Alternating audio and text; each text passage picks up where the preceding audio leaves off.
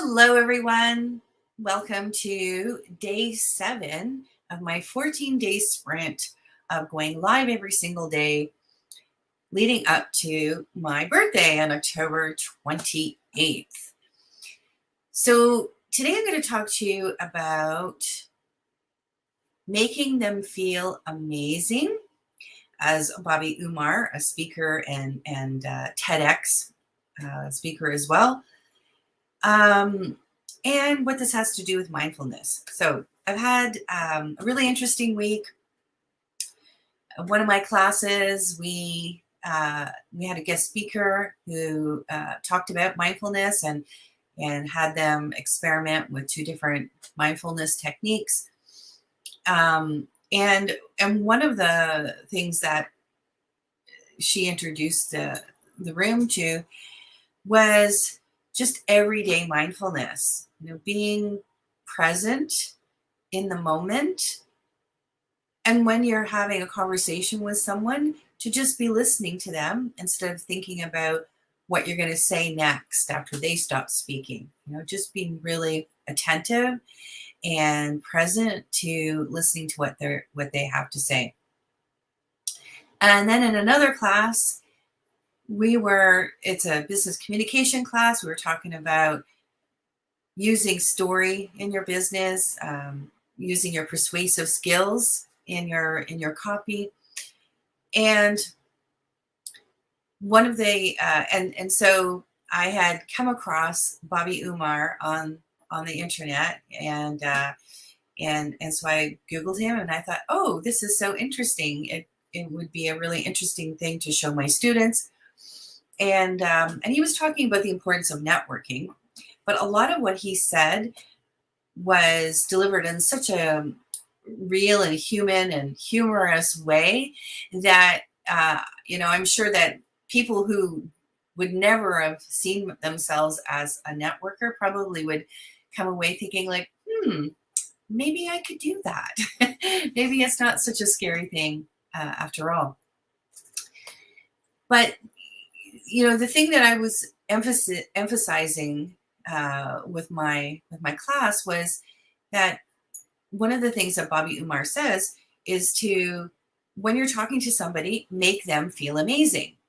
And so the mindfulness speaker, was kind of saying something similar, because when you are really listening to someone and paying attention to their expressions, their hand movements, their, body gestures, just taking it all in and just being there in the moment with that person, that is a real gift to that person and to yourself too, because it kind of gives your brain a little bit of a reprieve from doing double duty, because with one ear you're trying to listen to them, and then the other half of you is formulating what it is that you're going to say, and when you're just attentive and listening and present in that moment, you benefit, and so does the person that you are listening to.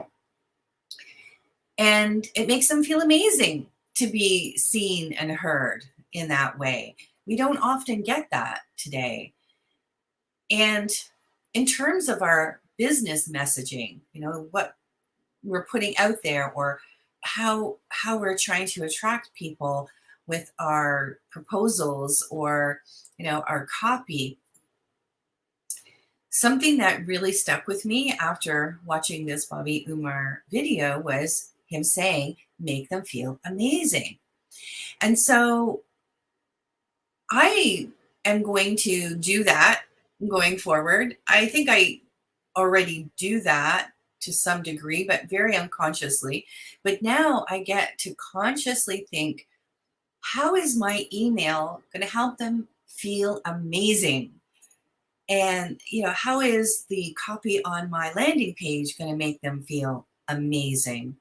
How can I create my messaging so that people feel amazing when they read it and that they feel seen and heard? So I think that, writing for your business is about being mindful, being present, and understanding what's going to make your potential client, your ideal client, feel amazing, feel seen and heard. So that's all that I wanted to share with you today. Um, I am so excited about having made those connections. Those two different classes, two completely different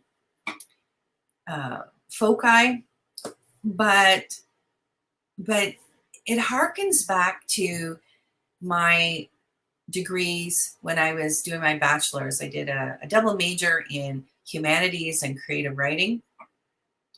And I just adored my humanities classes. I just loved that degree because it was all about making connections. Like there. It's just I'm so overcome with this thought that I can't even get it out. It's just when you're studying one thing and then you're making connections to something else, it opens up this huge vista. It's like you're bridging these two ideas, and it becomes bigger than each individually. What's that phrase? The sum of the parts are larger than the whole, or something like that. And yeah, and it makes me excited. It makes me understand things on a deeper level, and it makes me feel like I've never stopped learning. I've never stopped making connections. And who was that writer that he says only connect? Howard's End, the author of Howard's End.